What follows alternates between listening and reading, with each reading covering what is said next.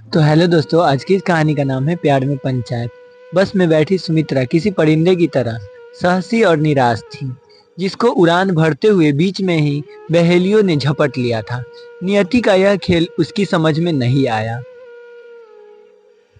बोकारो पहुंचकर वह बस की सीट पर बेहिस सी बैठी रही। भीड़ छटने पर कंडक्टर ने हालात देखी और पास आकर बोला, मैम, आपका सहायता कर सकता हूँ? नहीं, मैं ठीक हूँ। बड़ी देर तक वह चुप कुर्सी पर बैठी खाली नजरों से मुसाफिरों को बाहर निकलता देखती रही। उसके दिमाग में सब कुछ पूछ सा गया था। कौन सा घर, कौन सा शहर और कौन सा पता जहाँ जाना था। कंडक्टर ने उसकी झोला झपेटी निकाला। वह उठी, बस से उतरी और ऑटो वाले को बड़ी देर से नाम बताई। ऑटो पर बैठी तो लगा सिर अंदर झंझनाहट सी है। किसी का नंबर याद न आया। ऑटो वाला बड़ी देर तक सड़क पर इधर उधर घूमता रहा, फिर झुंझला कर कहा कि मैम साहब, मुझे घर भी लौटना है। सुमित्रा की चेतना लीटी बहुत देर बाद उसने पता बताया। घर पहुंचकर उसको अजीब सी घुटन का एहसास हो रहा था। सिर में दर्द उठ रहा था। वह सिर दोनों हाथों से पकड़कर बेडरूम में जाकर लुढ़क गई। सारी रात सुमित्रा के दिमाग में फोन की घंटी घनघनाती रही। उसने फोन रिसीव किया। सामने उसकी रूममेट थी। उसने कहा, देखो सुमित्रा, मुझे पता है तेरी हालात। तुम्हें देखकर मैं समझ सकती हूँ कि तुम कितनी टूटी हो। प्लीज सुमित्रा, हो सके तो रोशन को भूल जाओ। उसने ये बात बहुत धीमे स्वर में कहा। सुमित्रा को ये अच्छी तरह याद है, वो अगस्त का महीना था जब उसकी पहली मुलाकात रोशन से हुई थी। उसके जीवन में और हॉस्टल के आसपास लड़की की जमाघट थी। कुछ चेहरे जाने पहचाने तो कुछ अनजाने थे। उन्हीं में से एक चेहरा रोशन का था। उसका चेहरा जैसे सिगरेट के धुएं में डूबा हुआ सा दिखता था। उसने बात करते हुए सुमित्रा को थोड़ा झटका महसूस हुआ। वह उसे छुपी नजरों से देखती, चेहरे पर खोयापन, माहौल से लापरवाह। उसकी बड़ी बड़ी आंखें अपने आप से संवाद कर रही हो। वह उसके बारे बात करना चाहती थी, मगर जाने क्यों खुद को रोक लेती। सुमित्रा को जाने क्यों वह लड़का कुछ अलग सा लगता था, बल्कि यूं कहा जाए कि उस लड़के के व्यक्तित्व से कोई और शख्स अंदर बाहर नजर आ रहा था। इस दौरान सुमित्रा की नज़र कई बार रोशन पर पड़ जाती और वह अपनी नज़रों चुरा लेती। सुमित्रा का हॉस्पिटल जाने में देरी हो रही थी। वह अपने कमरे में लौट आई। 3 दिन बाद रोशन का फोन आया। बस यूं ही हालचाल पूछने की नीयत से उसने कॉल किया। सुमित्रा को उससे बात करना बुरा नहीं लगा। 5 मिनट की बात 1 सप्ताह में घंटे में बदली। कुछ अटपटा हो रहा था। शायद दोनों के बीच यह सितंबर का शुरुआती दिन थे, जब रोशन ने किसी काम के बहाने उसके शहर में आया था। पता नहीं क्यों सुमित्रा को इसकी भनक लग गई कि रोशन बहाना बनाकर सिर्फ उससे मिलने आ रहा है।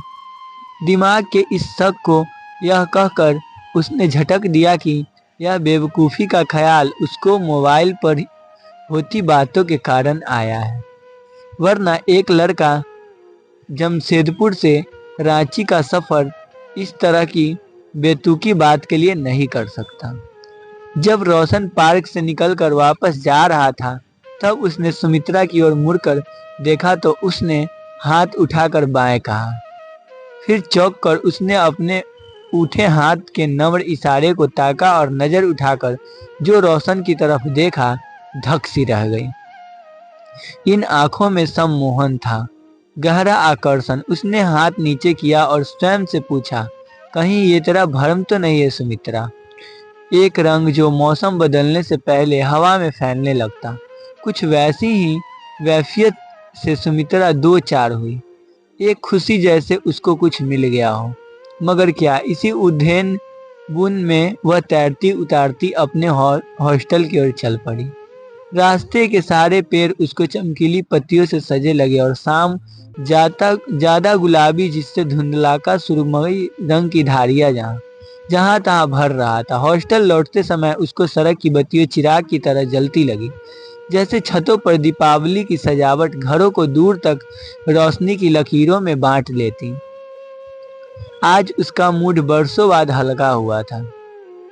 कोई कुट्ठा, कोई शिकायत, कोई करवाहट या झुंझलाहट उसको आहत नहीं कर रही थी। वह हवा में तैरती हुई जब हॉस्टल पहुंची तो उसकी सहेली ने बताया कि तेरी रूममेट चाबी लेकर चली गई है, उसके आने में देर है। सूचना सुनकर वह हमेशा की तरह आक्रोश से भरी नहीं, बल्कि उसने लापरवाही से कंधे झटके और गुनगुनाते हुए 2 घंटे तक इंतजार किया। रात में नहाने के बाद वह नाइट कपड़ों में लिपटी आईने में अपना चेहरे इस तरह देखने लगी जैसे पहली बार देख रही हो। आंखों के नीचे हल्का कालापन, भौं के पास कई लकीरें, माथे के पास सफेद बालों का झांकना, आंखों में एक जिज्ञासा कि मैं कैसी लगती हूँ। उसको अपनी त्वचा मुलायम और चमकीली लगी। होठों पर जाने कहां से आई मुस्कान उसको अजनबी लग रही थी। थकान के बावजूद उसमें फुर्ती का एहसास था। खाना खाने के बाद जब वह बिस्तर पर लेटी तो उसको महसूस हुआ कि आज बरसों बाद उसके बदन को मुलायम बिस्तर मिला है। उसने आराम की सांस ली और आंखें बंद की तो सामने रोशन का चेहरा तैर गया। जमशेदपुर पहुंचते ही रोशन ने सुमित्रा को फोन किया कि वह अच्छे से पहुंच गया। रात को जब दोबारा उसने फोन किया तो सुमित्रा को पहली बार लगा कि उसके दिल में कुछ उथल पुथल सी हुई। फिर फोन का सिलसिला 5 मिनट से आधा घंटा हो गया और सप्ताह की जगह रोज बातें होने लगी, जिससे कैरियर की बातें कम और आपसी बातें ज्यादा होने लगी। खाना खाया या नहीं, दिन कैसा गुजरा, मौसम कैसा है, सुमित्रा को फोन का इंतजार सुबह 6 बजे से ही होने लगती। रोशन भी उसी वक्त फोन करता और दोनों की दिन की शुरुआत बेहतरीन होने लगी। सुमित्रा को अकेले का एक साथी मिल गया था जिससे वह दुख सुख की बातें कर सकती थी। पिछले 3-4 वर्षों बाद सुमित्रा अपने अधूरेपन को दूर जाते देख रही थी। बहरहाल रोशन से दोस्ती सुमित्रा के जीवन में एक नई उपलब्धि थी जिसने जीवन से उसका मुंह बढ़ा दिया। उसमें थकान की जगह खुशमिजाजी आ गई थी। पहनने ओढ़ने का दिल करता, सजने संवरने की इच्छा के चलते उसने क्रीम सेंट का ढेर लगा लिया और हर रात रोशन के बुलावे पर उसका मन जमशेदपुर जाने को मचलने लगता। उसको अपने इस घर में एक और एक घर नजर आने लगा। बातों की लय में दोस्ती का अनुराग मर्द औरत की चाहत में बदल चुका था। एक दिलनशील कैफियत थी जिससे सुमित्रा डूबती चली जा रही थी। उसके हॉस्टल के अन्य लड़कियां देती तो स्वयं सुमित्रा को लगता कि उसको भगवान ने कैसे वरदान दिया, जो दिल दोबारा धड़का और जीवन में अनुराग ताजा कोपल की तरह फूटा। सुमित्रा जब नए कपड़े पहनकर आईने के सामने खड़ी हुई तो उसको लगा कि जवानी का साया अभी उसके चेहरे पर आया है। खुशी ने चेहरे में चमक ला दी है। इस ख्याल से उसकी उत्तेजना बढ़ी कि यदि रोशन ने उसे अपने हाथों से ले जाने की बात कही तो वह क्या फैसला लेगी। 19 सितंबर रोशन रांची आ रहा था। सुमित्रा का मन तेजी से धड़क रहा था। 2 मुलाकातों के बाद घटनाएं संवेदन के स्तर पर जिस तरह घटी थी सारी मौखिक थी, मगर उनसे जादू था जो सुमित्रा का सिर चढ़कर बोल रहा था। कल रात रोशन की खुशी का कोई ठिकाना नहीं था। उसने सुमित्रा को विश्वास दिलाया कि जीवन का अंतिम पहर जैसे उसके साथ गुजारने वाला है वही मेरा अंत होगा। रोशन रांची आ चुका था। सुमित्रा को डर था कि कहीं सबके सामने उसका चुंबन न ले ले। सुमित्रा किशोरी की तरह शर्माई सी थी। प्यार किसी भी उम्र में हो, उसका अपना तर्क होता है। जो उम्र, जात पात, धर्म, भाषा की सारी दीवारों को गिरा देने की शक्ति अपने में रखता है। सुमित्रा की बेकार आंखों बीच चौराहे की भीड़ में रोशन को ढूंढ रही थी। जब वह दिखा तो बड़ी व्याकुलता से आगे बढ़ी, मगर रोशन का ठहरा हुआ चेहरा देखकर ठिठक गई। वहां पर एहसास की कोई लकीर न थी, बस औपचारिकतापूर्ण मुस्कान।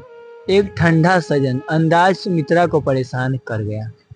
सुस्त कदमों से चलकर गाड़ी में बैठ गई। आपकी तबीयत ठीक है?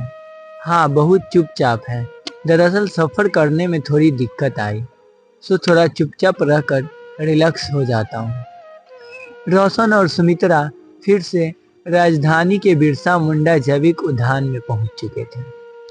दोनों खामोशी होकर घूमते रहे। कभी बात करने का जी चाहा तो किसी पेड़ या जानवर को देखकर उसके बारे में बातें करने लगते। ये क्या हो रहा था, इसकी सहज अनुमान लगाना मुश्किल हो रहा था। आखिर में सुमित्रा उद्यान के सबसे आखिर में पड़े कुर्सी पर जा बैठती है। 2 मिनट इंतजार करने में आता हूँ, रोशन यह कहकर एक दौड़ लगाता है। करीब 5 मिनट बाद वह एक ताजगी भरा गुलदस्ता लाता है। संभवत उसने अभी अभी उसे आकर दिया है। उद्यान के द्वार से सुमित्रा के हॉट चेयर तक की दूरी तय करने तक रोशन ने सोच लिया था कि आखिर सुमित्रा के सामने अपनी पूरी बात या प्रपोज करने के लिए कौन सा नुस्खा अपनाना है। सुमित्रा ने जब रोशन को पा आते देखा तो वो चौंक गई। रोशन ने बड़े ही आहिस्ते से अपने घुटनों के बल बैठकर सुमित्रा को अपना तोहफा दिया।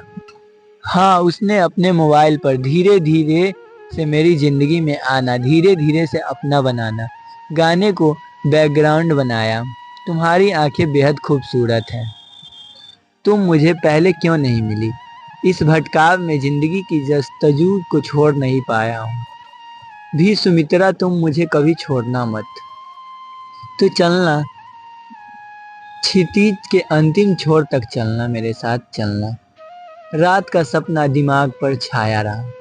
दिल ने कहा कि रोशन, मैं दुनिया छोड़ सकती हूँ, मगर तुम्हें नहीं।